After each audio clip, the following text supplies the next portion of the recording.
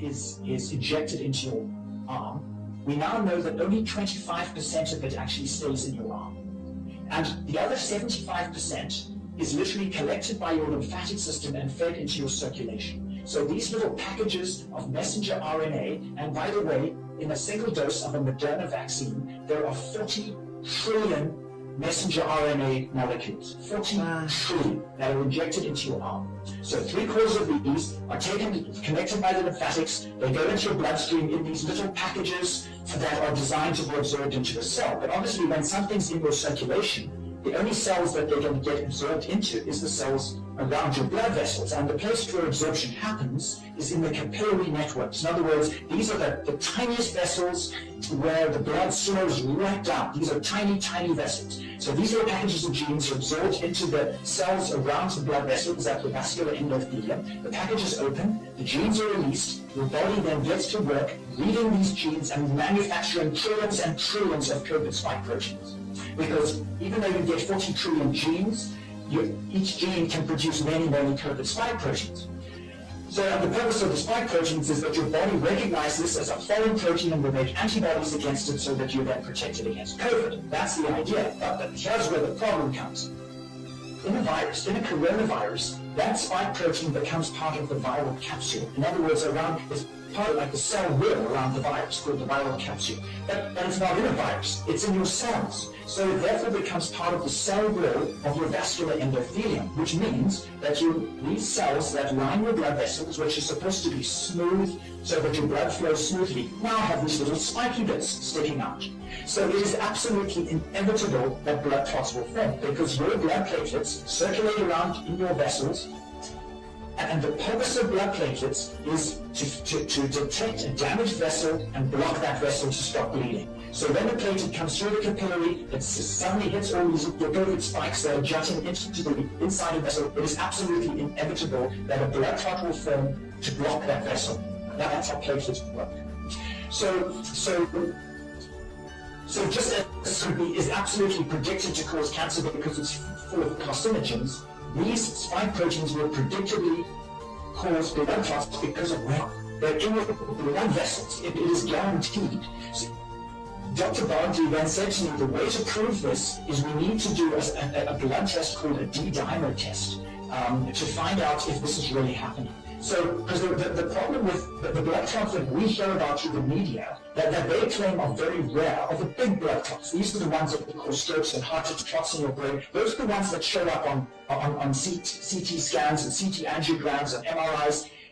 The clots I'm talking about are microscopic. These are tiny, they're literally on a capillary level, and they are scattered throughout your capillary network. So they are not going to show on any scan, they're just too small and too scattered.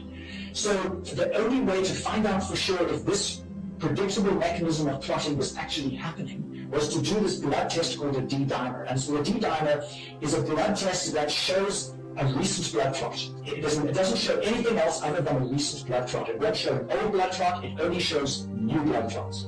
And so I have been now doing that on my patients, finding people who have recently had their COVID shot within the previous 7 days, it needs to be between 4 and 7 days, and doing a blood test on them called a D-dimer. And so I'm still trying to accumulate more information, but on the ones I have so far, 62% of them have evidence of clotting, which means that these blood clots are not there. It means that the majority of people are getting blood clots that they have no idea that they're even having. So, Laura Lynn, the most alarming thing about this is that there are some parts of your body, like your heart and your brain and your spinal cord and your lungs, which cannot regenerate. When those tissues are damaged by blocked vessels, they are permanently damaged. So I now have six people in my medical practice with what we call reduced effort tolerance, which means that they just get out of breath much more easily than they used to. I have one fellow that used to walk to my office every week for an arthritis injection, who told me that he could walk 2 miles without any problem, and now after a quarter of a mile, he is absolutely out of breath, and it has been like that for 5 months.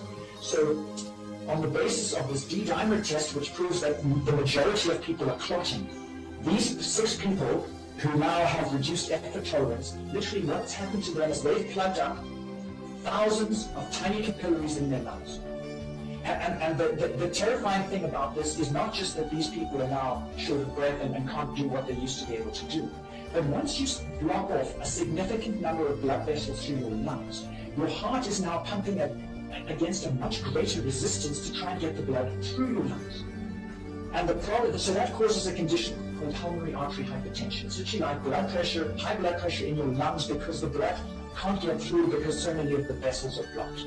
And the terrifying thing of this is that people with pulmonary artery hypertension usually die of right-sided heart failure within 3 years.